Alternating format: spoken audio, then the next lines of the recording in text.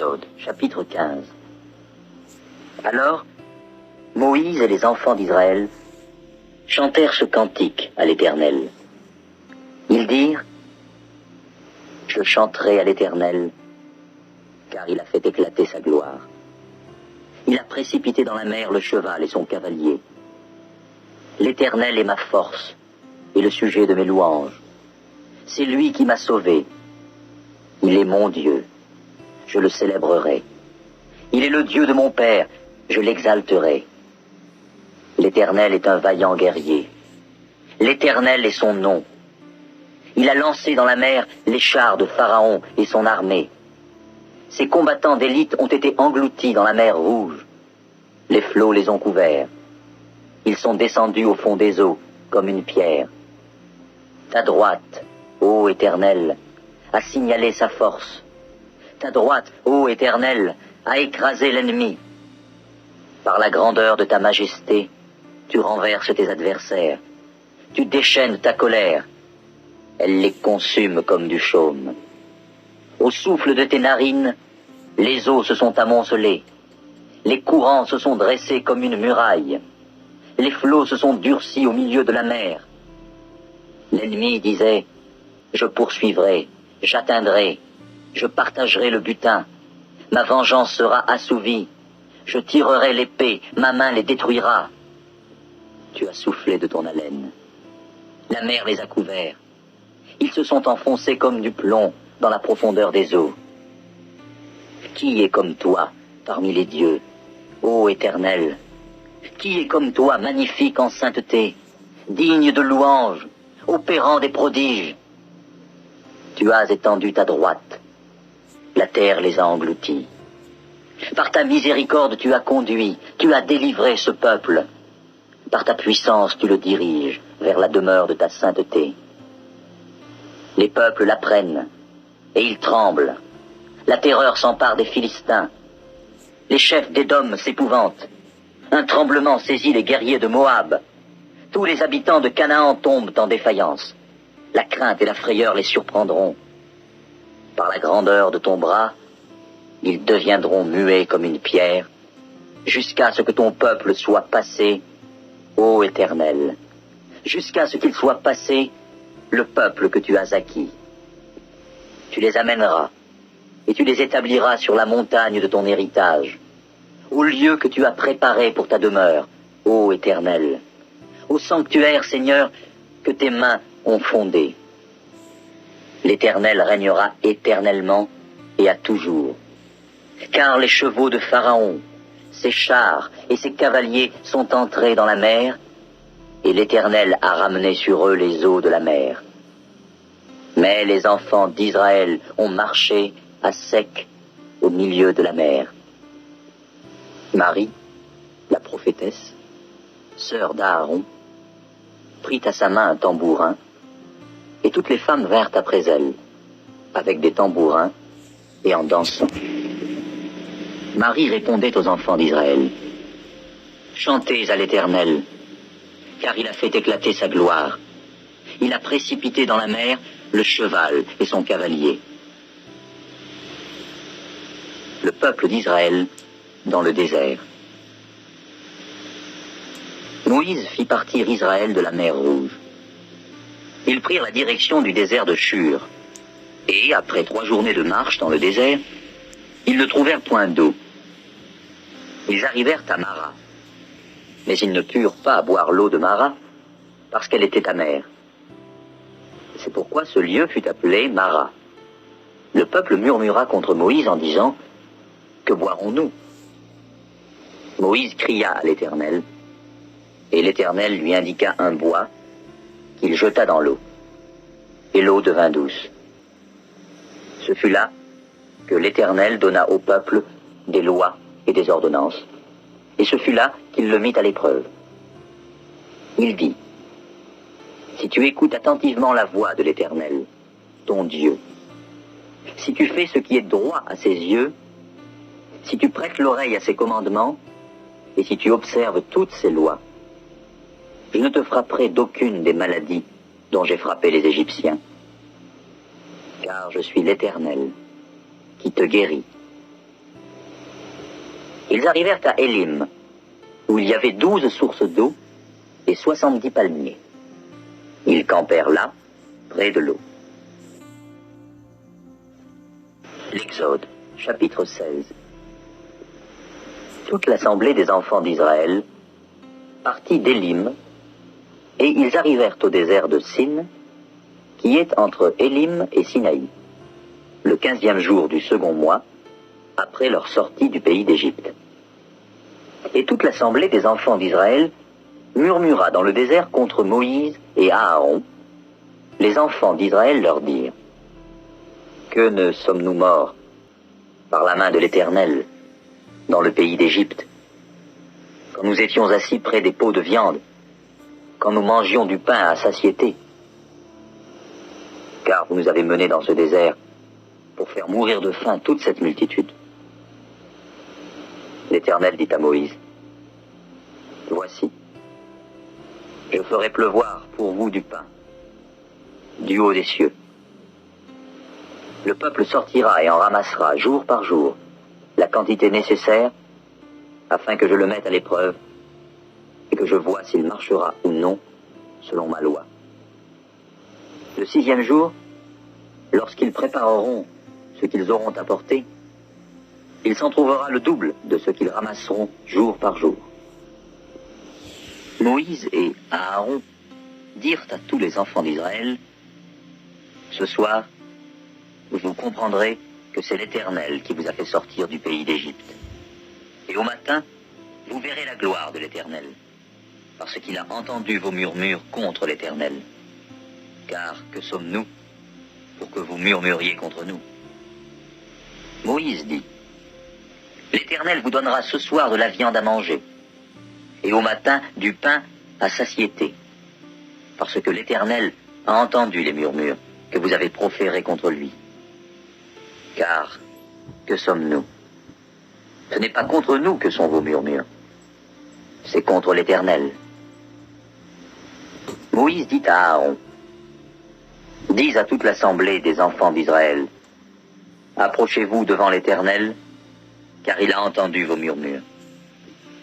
Et tandis qu'Aaron parlait à toute l'assemblée des enfants d'Israël, ils se tournèrent du côté du désert, et voici, la gloire de l'Éternel parut dans la nuée. L'Éternel, s'adressant à Moïse, dit: J'ai entendu les murmures des enfants d'Israël. Dis-leur: Entre les 2 soirs, vous mangerez de la viande, et au matin, vous vous rassasierez de pain, et vous saurez que je suis l'Éternel, votre Dieu. Le soir, il survint des cailles qui couvrirent le camp, et au matin, il y eut une couche de rosée autour du camp. Quand cette rosée fut dissipée, il y avait à la surface du désert quelque chose de menu comme des grains, quelque chose de menu comme la gelée blanche sur la terre. Les enfants d'Israël regardèrent, et ils se dirent l'un à l'autre: Qu'est-ce que cela? Car ils ne savaient pas ce que c'était. Moïse leur dit: C'est le pain que l'Éternel vous donne pour nourriture. Voici ce que l'Éternel a ordonné: que chacun de vous en ramasse ce qu'il faut pour sa nourriture, un homère par tête, suivant le nombre de vos personnes. Chacun en prendra pour ceux qui sont dans sa tente. Les Israélites firent ainsi, et ils ramassèrent les uns plus, les autres moins. On mesurait ensuite avec l'homère. Celui qui avait ramassé plus n'avait rien de trop, et celui qui avait ramassé moins n'en manquait pas. Chacun ramassait ce qu'il fallait pour sa nourriture. Moïse leur dit: Que personne n'en laisse jusqu'au matin. Ils n'écoutèrent pas Moïse, et il y eut des gens qui en laissèrent jusqu'au matin. Mais il s'y mit des vers, et cela devint infect. Moïse fut irrité contre ces gens. Tous les matins, chacun ramassait ce qu'il fallait pour sa nourriture, et quand venait la chaleur du soleil, cela fondait.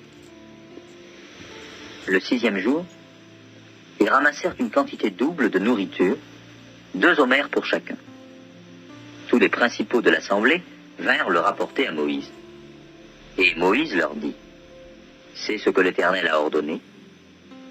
Demain est le jour du repos, le sabbat consacré à l'Éternel.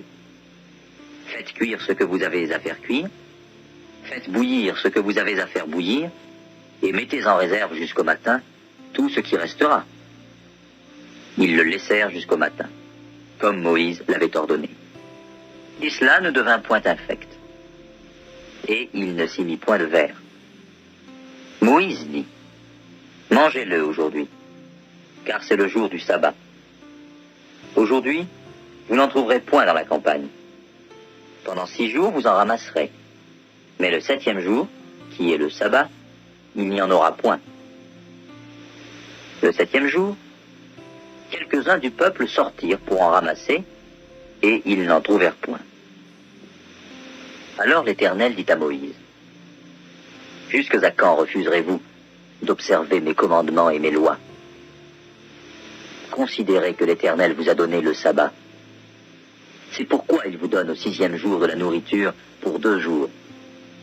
Que chacun reste à sa place, et que personne ne sorte du lieu où il est au 7e jour. » Et le peuple se reposa le 7e jour. La maison d'Israël donna à cette nourriture le nom de manne. Elle ressemblait à de la graine de coriandre. Elle était blanche et avait le goût d'un gâteau au miel. Moïse dit, « Voici ce que l'Éternel a ordonné. Qu'un omer rempli de manne soit conservé pour vos descendants, afin qu'ils voient le pain que je vous ai fait manger dans le désert, après vous avoir fait sortir du pays d'Égypte. » Et Moïse dit à Aaron, « Prends un vase, mets-y de la manne plein un omer, et dépose-le devant l'Éternel, afin qu'il soit conservé pour vos descendants. » Suivant l'ordre donné par l'Éternel à Moïse, Aaron le déposa devant le témoignage, afin qu'il fût conservé. Les enfants d'Israël mangèrent la manne pendant 40 ans, jusqu'à leur arrivée dans un pays habité. Ils mangèrent la manne jusqu'à leur arrivée aux frontières du pays de Canaan. L'omer est la 10e partie de l'épha. L'Exode, chapitre 17. Toute l'assemblée des enfants d'Israël partit du désert de Sin, selon les marches que l'Éternel leur avait ordonnées, et ils campèrent à Réphidim, où le peuple ne trouva point d'eau à boire. Alors le peuple chercha querelle à Moïse. Ils dirent, « Donnez-nous de l'eau à boire. » Moïse leur répondit, « Pourquoi me cherchez-vous querelle? Pourquoi tentez-vous l'Éternel? » Le peuple était là, pressé par la soif, et murmurait contre Moïse. Il disait, « Pourquoi nous as-tu fait monter hors d'Égypte, pour me faire mourir de soif avec mes enfants et mes troupeaux? » Moïse cria à l'Éternel en disant, « Que ferai-je à ce peuple? Encore un peu et ils me lapideront. » L'Éternel dit à Moïse, « Passe devant le peuple, et prends avec toi des anciens d'Israël. Prends aussi dans ta main ta verge, avec laquelle tu as frappé le fleuve, et marche. Voici, je me tiendrai devant toi sur le rocher d'Horeb. Tu frapperas le rocher, et il en sortira de l'eau, et le peuple boira. » Et Moïse fit ainsi, aux yeux des anciens d'Israël. Il donna à ce lieu le nom de Massa et Mériba, parce que les enfants d'Israël avaient contesté, et parce qu'ils avaient tenté l'Éternel en disant, « L'Éternel est-il au milieu de nous, ou n'y est-il pas? »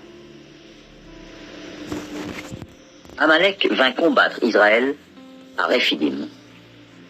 Alors Moïse dit à Josué, « Choisis-nous des hommes, sors et combat Amalek. Demain, je me tiendrai sur le sommet de la colline, la verge de Dieu dans ma main. » Josué fit ce que lui avait dit Moïse pour combattre Amalek. Et Moïse, Aaron et Hur montèrent au sommet de la colline. Lorsque Moïse élevait sa main, Israël était le plus fort. Et lorsqu'il baissait sa main, Amalek était le plus fort. Les mains de Moïse étant fatiguées, ils prirent une pierre qu'ils placèrent sous lui, et il s'assit dessus. Aaron et Hur soutenaient ses mains, l'un d'un côté, l'autre de l'autre, et ses mains restèrent fermes jusqu'au coucher du soleil. Et Josué vainquit Amalek et son peuple au tranchant de l'épée. L'Éternel dit à Moïse, « Écris cela dans le livre, pour que le souvenir s'en conserve, et déclare à Josué que j'effacerai la mémoire d'Amalek de dessous les cieux. » Moïse bâtit un autel et lui donna pour nom « L'Éternel, ma bannière ». Il dit, « Parce que la main a été levée sur le trône de l'Éternel, il y aura guerre de l'Éternel contre Amalek, de génération en génération. » L'Exode, chapitre 18. Jéthro, sacrificateur de Madian, beau-père de Moïse, apprit tout ce que Dieu avait fait en faveur de Moïse et d'Israël, son peuple. Il apprit que l'Éternel avait fait sortir Israël d'Égypte. Jéthro, beau-père de Moïse, prit Séphora, femme de Moïse, qui avait été renvoyée. Il prit aussi les deux fils de Séphora. L'un se nommait Gershom, car Moïse avait dit « J'habite un pays étranger ». L'autre se nommait Eliezer, car il avait dit « Le Dieu de mon père m'a secouru, et il m'a délivré de l'épée de Pharaon ». Jéthro, beau-père de Moïse, avec les fils et la femme de Moïse, vint au désert où il campait, à la montagne de Dieu. Il fit dire à Moïse, « Moi, ton beau-père Jéthro, je viens vers toi avec ta femme et ses deux fils. » Moïse sortit au-devant de son beau-père, il se prosterna et il le baisa. Ils s'informèrent réciproquement de leur santé et ils entrèrent dans la tente de Moïse. Moïse raconta à son beau-père tout ce que l'Éternel avait fait à Pharaon et à l'Égypte à cause d'Israël, toutes les souffrances qui leur étaient survenues en chemin, et comment l'Éternel les avait délivrés. Jéthro se réjouit de tout le bien que l'Éternel avait fait à Israël, et de ce qu'il l'avait délivré de la main des Égyptiens. Et Jéthro dit, « Béni soit l'Éternel, qui vous a délivré de la main des Égyptiens et de la main de Pharaon, qui a délivré le peuple de la main des Égyptiens. Je reconnais maintenant que l'Éternel est plus grand que tous les dieux, car la méchanceté des Égyptiens est retombée sur eux. » Jéthro, beau-père de Moïse, offrit à Dieu un holocauste et des sacrifices. Aaron et tous les anciens d'Israël vinrent participer au repas avec le beau-père de Moïse, en présence de Dieu.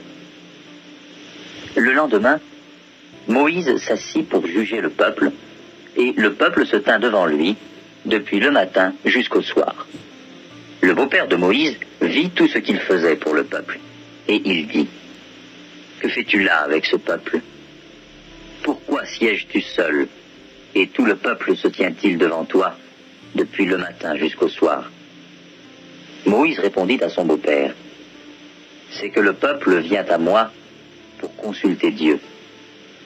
Quand ils ont quelque affaire, ils viennent à moi. Je prononce entre eux et je fais connaître les ordonnances de Dieu et ses lois. » Le beau-père de Moïse lui dit, « Ce que tu fais n'est pas bien. Tu t'épuiseras toi-même et tu épuiseras ce peuple qui est avec toi. Car la chose est au-dessus de tes forces. Tu ne pourras pas y suffire seul. Maintenant écoute ma voix. Je vais te donner un conseil, et que Dieu soit avec toi. Sois l'interprète du peuple auprès de Dieu, et porte les affaires devant Dieu. Enseigne-leur les ordonnances et les lois, et fais-leur connaître le chemin qu'ils doivent suivre et ce qu'ils doivent faire. Choisis parmi tout le peuple des hommes capables, craignant Dieu, des hommes intègres, ennemis de la cupidité. Établis-les sur eux comme chefs de 1000, chefs de 100, chefs de 50 et chefs de 10. qu'ils jugent le peuple en tout temps, qu'ils portent devant toi toutes les affaires importantes et qu'ils prononcent eux-mêmes sur les petites causes. Allège ta charge et qu'ils la portent avec toi. Si tu fais cela et que Dieu te donne des ordres, tu pourras y suffire et tout ce peuple parviendra heureusement à sa destination. Moïse écouta la voix de son beau-père et fit tout ce qu'il avait dit. Moïse choisit des hommes capables parmi tout Israël et il les établit chefs du peuple, chefs de 1000, chefs de 100, chefs de 50 et chefs de 10. Ils jugeaient le peuple en tout temps, ils portaient devant Moïse les affaires difficiles et ils prononçaient eux-mêmes sur toutes les petites causes. Moïse laissa partir son beau-père et Jéthro s'en alla dans son pays.